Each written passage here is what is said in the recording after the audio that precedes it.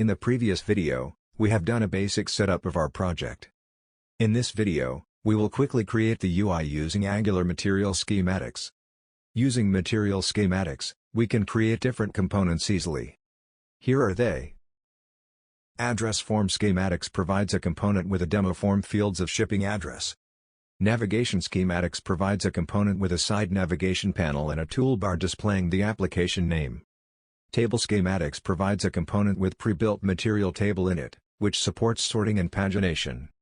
Dashboard Schematics provides component containing multiple material design cards and menus which are aligned in grid layout. Tree Schematics provides a component which interactively visualizes a nested folder structure. Drag and Drop Schematics provides a component for creating interactive to-do list using drag and drop. For our project, we will use the Navigation Schematics and the Dashboard Schematics. For that, right-click on the project, and select Open in Terminal. To create the navigation component, type the command ng generate Angular Material Navigation followed by a component name. We will name the component nav. On successful creation, we can see the component in the project folder. The component is created, but it will not be displayed unless we use the component. We will use the nav component inside the main app component's HTML file. For that, we must know the selector to be used for displaying nav component. Open the nav component's DS file. Here we can find the selector for this component. Copy it.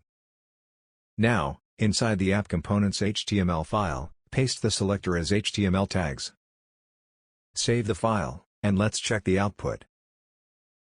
We can see that the browser is now displaying a navigation component. Also, if we resize the window, we can see the mobile version of the application.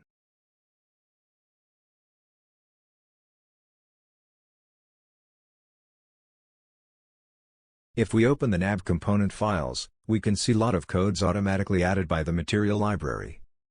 The HTML file can be split into side navigation bar and navigation contents.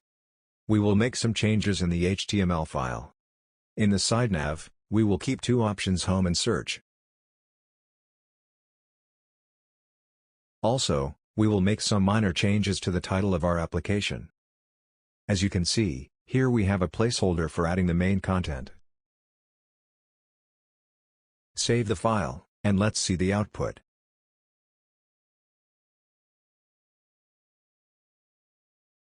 Based on the navigation item selected by the user, we must display the corresponding component in the main content area. That is, based on the route selected by user, this area must display the content.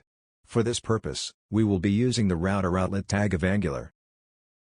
In the nav component's HTML file, place the router-outlet tag here.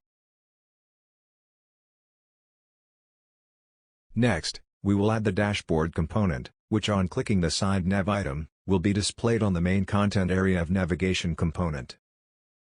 For that, open the terminal again. Type the command ng generate Angular Material Dashboard followed by a component name.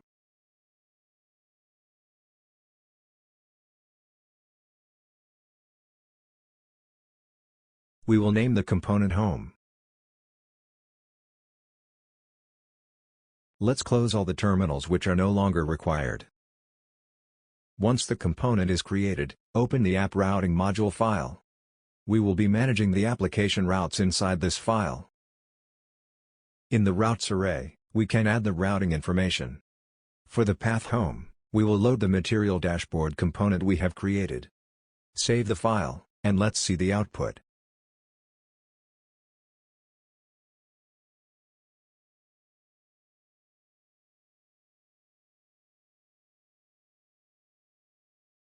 This is the default template provided by the material library. In our application, Home should be displayed on clicking on the side navigation option Home. For that, open the nav component DS file, and add the attribute router link, with value we have provided in the routing module file. That is, /home.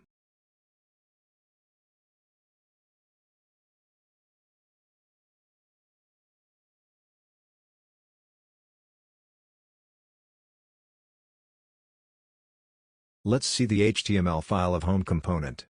We can modify this as per our requirement.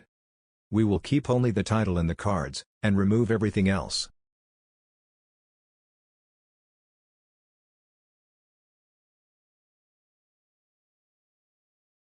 Also, we will rename the page heading to Today's Deals.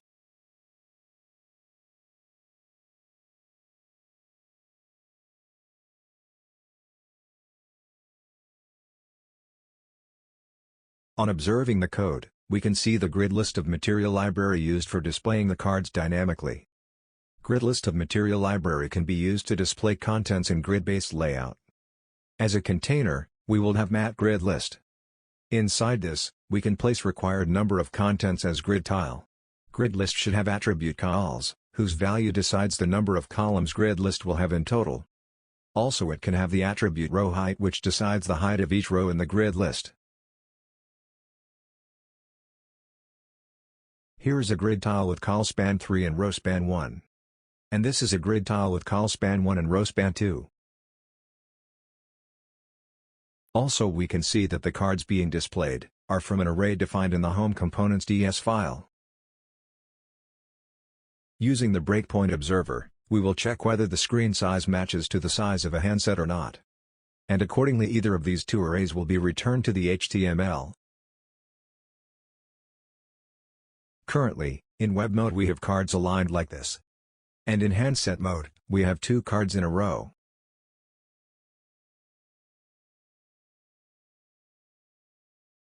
Let's change the layout. For the handset mode, set the col size of all the cards to 2.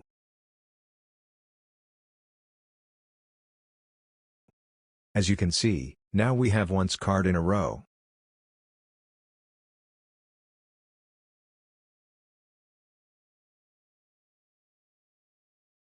This is because, in the material grid list tag in HTML, the column size is set to 2.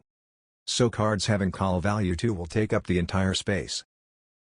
In the next video, we will add images and load these cards from a server, using the Express.js framework.